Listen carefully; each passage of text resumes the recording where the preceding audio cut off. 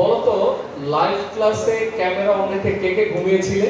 শুধু ডিগ্রি অর্জনের প্রথাগত দৌড় নয়, বরং হাতে কলমে বিজ্ঞানের প্রয়োগ আর আগামীর পৃথিবী বদলে দেওয়ার সংকল্পে রাজধানীর নর্দার্ন ইউনিভার্সিটিতে পর্দা নামল অষ্টম world invention competition and exhibition 2026-এর জাতীয় রাউন্ডের। আমার লাইফে আমি যে কতবার কত কিছু চেয়েছি, আবার কত কিছু যে চেয়েও পরে হারিয়েছি।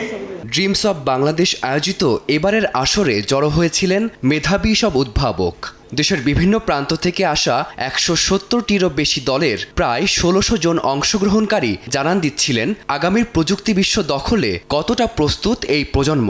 আমাদের প্রজেক্টের নাম পিক্সেল সেন্স। বেসিক্যালি এটা হলো একটা ব্লাইন্ড গ্লাসেস, যেটা ব্লাইন্ড পার্সনরা পড়ে তাদের ডেইলি লাইফকে আরও বেশি ইফেক্টিভ আর এফিশিয়েন্ট করতে পারবে। ইটস বিন 3 ইয়ার্স, সো অনেক দিনের এক্সপিরিয়েন্স হয়েছে এটা নিয়ে, আমরা এটাকে ডেভেলপ করছি অ্যান্ড আজকে এই পর্যায়ে আনছি এটাকে। ইনশাআল্লাহ যেহেতু এখানে এসে আমরা চ্যাম্পিয়ন হতে পেরেছি, আমরা চাই যে ইন্টারন্যাশনাল স্টেজে যে বাংলাদেশকে রিপ্রেজেন্ট করে ওখান থেকে ইনশাআল্লাহ গোল্ড মেডেল নিয়ে আসবো। আমরা বাংলাদেশের যে বাইক দুর্ঘটনা যে ঘটে এটার মূল কনসেপ্টটাকে বেস করে আমরা তৈরি করছিলাম হেলমেট, যেটা অনেকগুলো ফিচার থাকে। সো এইটার উপর বেস করে আমরা ইনোভেটিভ সোশ্যাল সায়েন্সের উপর আমরা গোল্ড মেডেল পেয়েছি।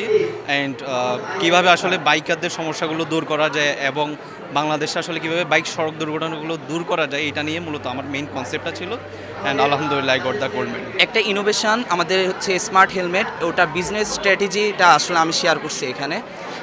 একটা ইনোভেশন করার পরে সেটা আসলে কিভাবে বিজনেসের দিকে আনা যায় আর ওটাকে কিভাবে আসলে রিয়েল লাইফ ইউজে আসলে আনা যায়, ওটা নিয়ে আসলে আমার প্রেজেন্টেশনটা ছিল। আমি হচ্ছে একটি বোরওয়েল রেস্কিউ রোবট বানিয়েছি, যেটা হচ্ছে আমরা বিভিন্ন সময় নিউজে শুনি যে বোরওয়েল বা গর্তে পড়ে বাচ্চা মারা গেছে। তো এই জন্য আমি এই রোবটটা বানিয়েছি যে কিভাবে আইটি এবং রোবোটিক্সের মাধ্যমে এই বাচ্চাটাকে রেস্কিউ করা যায়। ফায়ার রোবট বানিয়েছিলাম, যেটা হচ্ছে ফুললি ইন্ডাস্ট্রিয়াল রেডি রোবট, যেটা হচ্ছে ফায়ার থেকে সব ধরনের সেফটি দেওয়া যায়। আমরা চাই যেন আমরা দেশের গণ্ডি পেরিয়ে বাইরে যেও সেম সুনামটা অর্জন করতে পারি। এখান থেকে যারা ন্যাশনালে ভালো করবে আর কি, যারা গোল্ড মেডেলিস্ট হবে বা অনারেবল মেনশন হবে বা মেডেল পাবে, তাদেরকে ইন্টারন্যাশনালের জন্য আমরা বুট ক্যাম্প করাবো।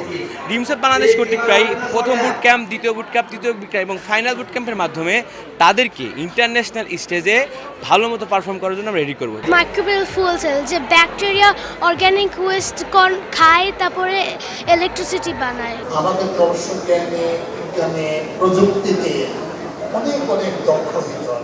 আয়োজনে প্রধান অতিথি হিসেবে উপস্থিত হন ঢাকা 18 আসনের সংসদ সদস্য এস.এম. জাহাঙ্গীর হোসেন। অনুষ্ঠানে তিনি উৎপাদনমুখী ও কারিগরি দক্ষতা অর্জনের উপর গুরুত্ব আরোপ করেন। আমাদের স্বপ্ন থাকতে হবে, আমাদের ভিতরে যদি স্বপ্ন না থাকে, আমাদের স্বপ্ন বাস্তবায়ন করার যে আমাদের সে মানসিকতা থাকবে না। আর আমরা যে উদ্ভাবনী জায়গায় আমরা এসেছি, আজকে আমরা 5G যুগে চলছি, কাজে আমাদের মনে রাখতে হবে আমরা উৎপাদনমুখী যদি না হই, এবং সরকার কিন্তু যে শিক্ষা ব্যবস্থা আছে সেই শিক্ষা ব্যবস্থাকে উৎপাদনমুখী শিক্ষা ব্যবস্থা থেকে নিয়ে যাচ্ছে এবং কারিগরি শিক্ষাকে আমরা সর্বোচ্চ গুরুত্ব দিয়েছি এবং প্রতিটা মানুষের ভিতরে কিন্তু একটি উদ্ভাবনী শক্তি আছে। অনেকে সেটা ব্যবহার করতে পারে, অনেকে সেটা পারে না। পুরস্কার বিতরণীর মধ্য দিয়ে অনুষ্ঠানের সমাপ্তি হয়।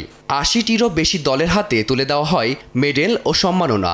4.5 লক্ষ টাকারও বেশি মূল্যের পুরস্কারের পাশাপাশি ছিল আন্তর্জাতিক মঞ্চের টিকিট। ন্যাশনাল রাউন্ডের এই শীর্ষ উদ্ভাবকরাই এবার পাড়ি জমাবেন মালয়েশিয়ায়। লক্ষ্য আন্তর্জাতিক মঞ্চে বাংলাদেশের নিশান ওড়ানো। ফারদিন মাঝহার, সময় সংবাদ, ঢাকা।